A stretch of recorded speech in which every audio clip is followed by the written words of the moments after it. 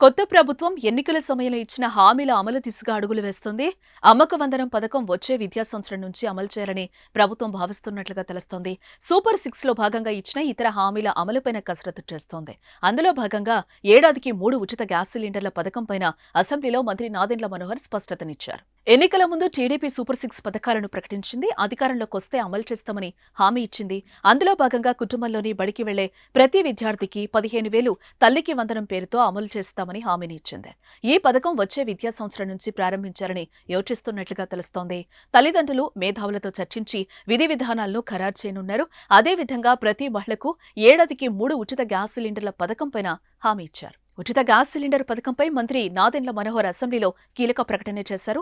ఎన్నికల సమయంలో ఇచ్చిన హామీలను నెరవేర్చేందుకు తమ ప్రభుత్వం కట్టుబడి ఉందని, ఈ ఉచిత గ్యాస్ సిలిండర్ పథకంపై త్వరలో నిర్ణయం తీసుకుంటామని అసెంబ్లీలో ప్రకటించారు. ఎన్నికల సమయంలో ఇచ్చిన హామీలకు కట్టుబడి ఉన్నామని ఆయన అసెంబ్లీలో స్పష్టం చేశారు.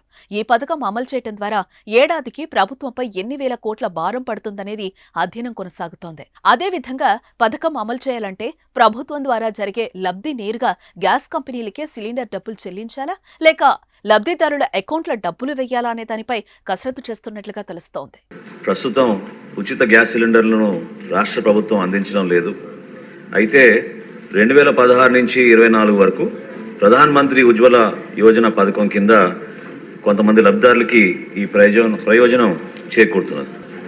రెండో ప్రశ్నకు సమాధానం, కేంద్ర ప్రభుత్వం పిఎంయువై పథకం కింద 9,65,361 మంది లబ్ధిదారులకి మొదట ఉచిత ఎల్పిజి సిలిండర్తో పాటు ఉచిత ఎల్పిజి కనెక్షన్ కూడా మన రాష్ట్రంలో ఇవ్వడం అవుతుంది. అధ్యక్ష, ఎన్డీఏ కూటమిలో భాగంగా మేము ఇచ్చిన మేనిఫెస్టోలో ఖచ్చితంగా మహిళలకి ఉచిత గ్యాస్ సిలిండర్ల గురించి ప్రస్తావించాం. దానికి మన ప్రభుత్వం కట్టుబడి ఉంది. తప్పకుండా మూడో ప్రశ్నకు సమాధానం, మహిళలకి ఉచిత గ్యాస్ సిలిండర్ గురించి త్వరగా దీనిపైన నిర్ణయం తీసుకుని వివిధ శాఖలతో మేము చర్చించుకుని సభాముఖంగా మరొకసారి గౌరవ సభ్యులకి అందరూ కూడా తెలుపుతాం.